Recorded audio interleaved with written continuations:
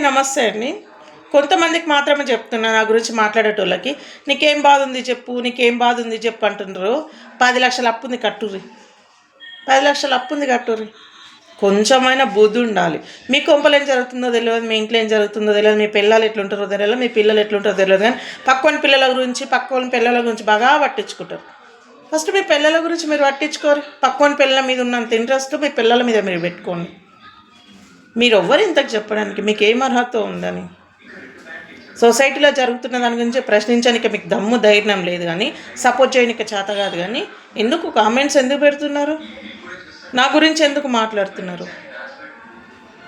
కొంచెమైనా బుద్ధి ఉండాలి. అర్థమైందా? చెత్త ఉండగొట్టులారా, మీరు ఎవర్రా మాట్లాడడానికి?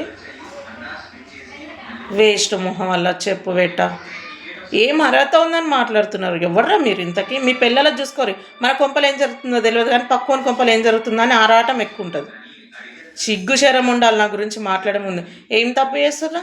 అవును, తప్పు చేసినప్పుడు ప్రశ్నిస్తున్నా. మీరు ఎవరు ఇంతకు నాకు చెప్పనీకి? ఏం బాధ ఉందో చెప్పు, ఏం బాధ ఉందో చెప్పు అంటున్నారు కదా. చెప్పినా కదా, కట్టురు 10,00,000 అప్పు ఉంది, లేదా అన్నీ మూసుకొని ఉండూరి.